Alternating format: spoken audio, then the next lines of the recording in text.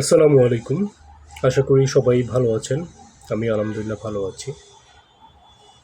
আজকে রাজনৈতিক বিষয়ে কিছু কথা বলবো। সেটা হচ্ছে গত ১২ই ফেব্রুয়ারি ত্রয়োদশ জাতীয় সংসদ নির্বাচন অনুষ্ঠিত হলো। আমরা এখানে অনেকেই ভোট দিতে গিয়েছি বা অনেকেই যাই নাই। তবে 70% মানুষই গণভোটে হা দিয়েছে যারা, তারা জামাতকে ভোট দিয়েছে।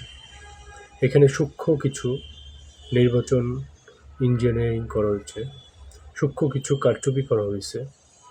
যদি এটা না হতো তাহলে তারেক জিয়ার যে আসন, সেই আসনে সে নিজেই জিততে পারতো না।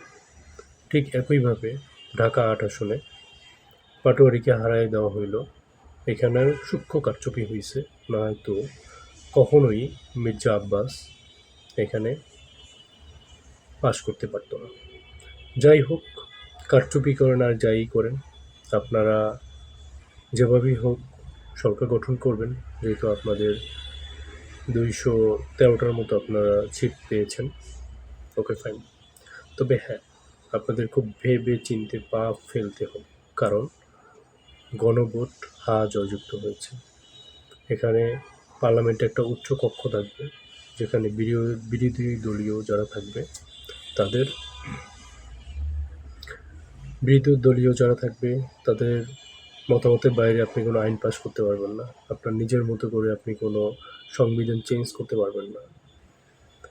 প্রধানমন্ত্রী এবং রাষ্ট্রপতির মধ্যে একটা ভারসাম্য থাকবে।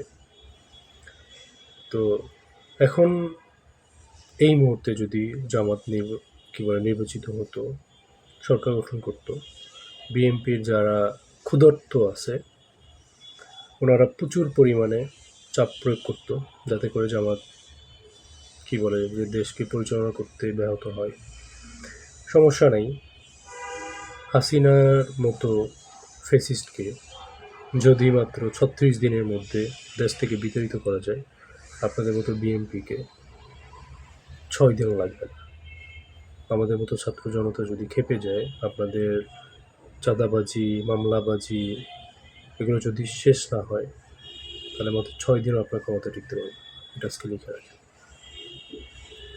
দেখলাম যে এনসিপিতে ভোট দেওয়ার কারণে আপনাদের দলের গুন্ডারা এক নারীকে, ৩ সন্তানের জননীতাকে ধর্ষণ করা হচ্ছে। এটা সত্যি দুঃখজনক, লজ্জাকর আপনার দলের জন্য। সো নেক্সট যে পদক্ষেপগুলো নেবেন, খুব বুঝে শুনে নেবেন, নয় মাত্র কিন্তু ৬ দিন।